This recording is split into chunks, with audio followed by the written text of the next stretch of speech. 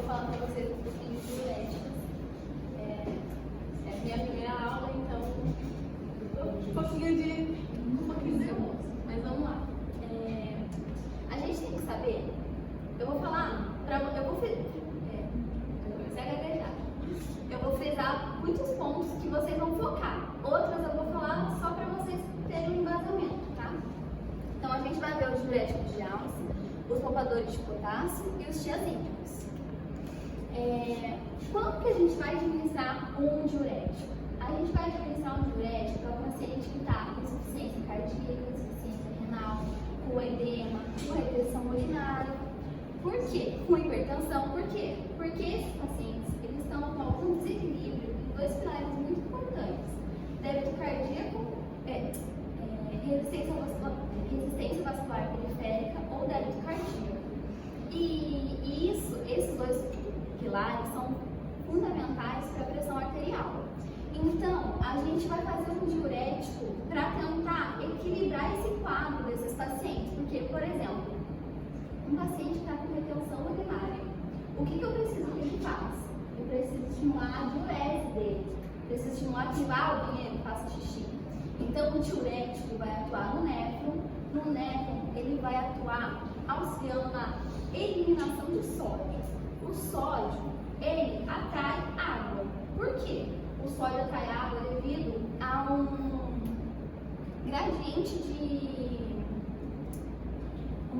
eletrolítico, que ele puxa a água junto a ele. Então, se eu dou para o meu paciente um diurético que vai atuar auxiliando na eliminação de sódio, o sódio puxa a água, que estimula a diurese. Diurese vai estimular a minha diminuição de volemia. Se eu diminuo a volemia, eu melhoro o meu débito cardíaco. Melhorando o meu débito cardíaco, eu melhoro também minha pressão arterial.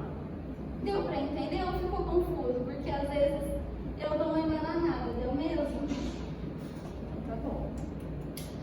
Então, a gente tem que saber, nessa parte aqui, é só pra vocês saberem, mas não vai cair na prova, tá? Então, fica tranquila, não precisa saber que tem eliminação, reabsorção de sódio, cloreto, não.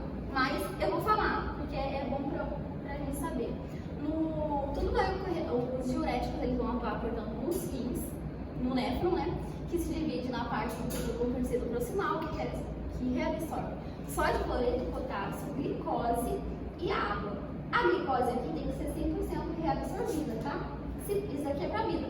Se ele não for 100% reabsorvida, é porque alguma coisa está de errado nesse néfron. Na alça de Henle, a gente tem a parte descendente e a parte ascendente. Na parte descendente, ocorre a reabsorção apenas de água. Já na parte ascendente, ocorre a reabsorção de sódio, potássio e cloreto. Nessa parte, a gente tem que saber que vai atuar a furosemida. Então, já guarda aqui, que na alça de Henle, no túbulo torcido proximal, vai atuar a furosemida e também o ácido itacrílico, mas a gente vai guardar para essa prova a furosemida. No túbulo contorcido distal, vai ocorrer a reabsorção de cloreto e de sódio, atuando a hidroclorotiazida, tá? Os hidroclorotiazídicos. E no ducto coletor, a gente vai ter a reabsorção de sódio e também a gente precisa saber que tem a atuação de um canal, que é a ENaC. A ENaC, a gente vai ver lá na frente, quando eu começar a falar do diurético do ducto coletor, mas a gente vai gravar aqui, que é ENaC, espironolactona, tá? Então, no ducto coletor, que é a porção final do néfron, a gente vai ter a reabsorção de sódio e a presença da ENaC, que vai ser importante para espironolactona. E atuando em torno do néfron, a gente tem um diurético também que se chama mentol. Então, aqui recapitulando, no túbulo contorcido proximal, tem a reabsorção, tem a atuação eu nem falei aqui, né, pra vocês, mas da enzima anidrase carbônica. Aqui, apenas reabsorção de água na parte descendente da alça. Na parte ascendente, a gente vai ter a atuação da furosemida e... Falei certo, furosemida no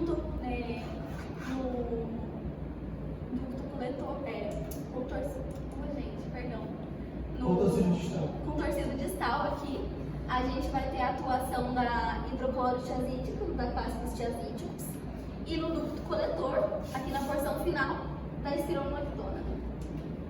Então, a furosemida, ela é um diurético de alça e ela vai atuar no quê? A gente tem que saber que os diuréticos eles vão fazer apenas inibição. Então, todos os diuréticos que a gente vai falar, eles fazem inibição. Na furosemida, ela inibe o cotransporte de sódio, cloreto e potássio. Se eu vou fazer a inibição do sódio, ele não vai entrar para dentro da minha célula. Se ele não entra para dentro da minha célula, ele fica na parte do lúmen, ali do meu néfron. Se ele fica no lúmen, o sódio faz o quê? Ele atrai água, pela força de atração, né? Então ele atrai água, ele puxa água. Se ele puxa água, ele estimula a diurese. Mas então, a furosemida, ela atua inibindo sódio, cloreto e potássio, impede a reabsorção desses íons e aumentam a sua excreção. Aumentando a sua excreção, estimulando a diurese. Com isso, a gente tem que, se eu estou estimulando a diurese, a minha urina vai ficar mais diluída, portanto ela vai ficar menos concentrada. Efeitos colaterais. São só 3 de cada um deles. Vamos guardar os efeitos colaterais, que são muito importantes. Então, aqui, o que a furosemida vai causar de efeito colateral? Ela vai causar hipocalemia, hiponatremia, desidratação e hipotensão. Como ela causa hipocalemia? Porque ela aumenta a excreção, a eliminação de potássio. Para essa classe, eu posso associar uma espironolactona. A espironolactona, ela é um diurético de atuação lá no ducto coletor, que vai inibir vai poupar essa eliminação em excesso de potássio. Então, a gente associa a espironolactona para controlar um desses efeitos colaterais da furosemida. Foi? Aí, os diuréticos poupadores de potássio. Nos diuréticos poupadores de potássio, eles vão atuar no ducto coletor, que é a porção final do néfron.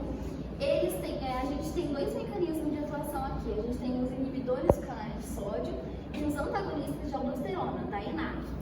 Os inibidores do canal de sódio, a gente tem a atuação da amilorida. E nos antagonistas da aldosterona, a gente tem a atuação da espironolactona.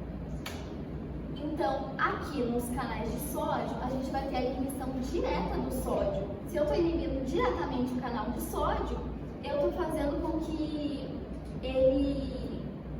eu estou reduzindo a sua reabsorção e, consequentemente, também a de potássio. Então, eu estou poupando potássio e sódio, porque eles vão ser associados a outros diuréticos. Os antagonistas da aldosterona, a espironolactona, ela atua bloqueando o receptor da aldosterona. A aldosterona, que é esse hormônio, né, que reabsorve o sódio puxa água e tem aquele estímulo. Então, os antagonistas da aldosterona, a espironolactona, bloqueiam a ligação da aldosterona no receptor e reduz a reabsorção de sódio. Se eu reduzo a absorção de sódio, eu vou também reduzir essa eliminação de potássio para essa parte aqui. Novamente, efeitos colaterais em vermelho. O que os diuréticos poupadores de potássio vão causar? Hipercalemia. Se eu estou poupando muita eliminação de potássio, eu estou aumentando a sua concentração no meu organismo. Ginecomastia e sintomas gastrointestinais. Tá? Grava isso para mim, por favor. E por último, nos diuréticos tiazídicos, a gente tem que eles vão atuar no ducto contorsivo distal. A gente tem a hidroclorotiazida e a clortalidona. Esse fármaco vai atuar inibindo o SYNPORT ou o cotransporte da bomba de sódio e cloreto. Essa daqui também é bom vocês guardarem, tá? SYNPORT ou cotransporte. Então, se ela vai inibir essa reabsorção de sódio e cloreto, eu vou fazer fazer o quê? Eu não vou internalizar esse sódio para minha célula, vou deixar ele no meu lumen ali do néfron, o sódio vai puxar água para esse lumen e vai estimular a diurese, certo? Então, aí ocorreu a diurese. Consequentemente a isso, ele também causa uma maior eliminação de potássio e magnésio. A gente tem que saber que, como eu falei lá no começo, né, o aumento da diurese gera a redução da volemia, da resistência vascular periférica e do débito cardíaco, diminuindo assim a longo prazo a PA e melhorando o quadro da hipertensão do paciente, né? Porque se a gente está estimulando a diurese, a gente está diminuindo a volemia e tudo mais.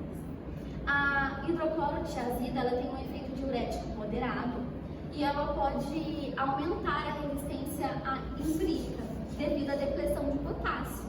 Então, se a gente está falando de depressão de potássio, o que a gente vai associar? A espironolactona.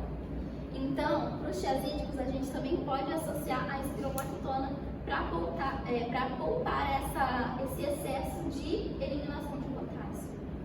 De efeitos colaterais, novamente, hipotensão, desidratação, hiperuricemia, hipocalemia e hiperglicemia. Gente, eu acho que eu falei um pouco rápido, mas eu espero que tenha dado para entender.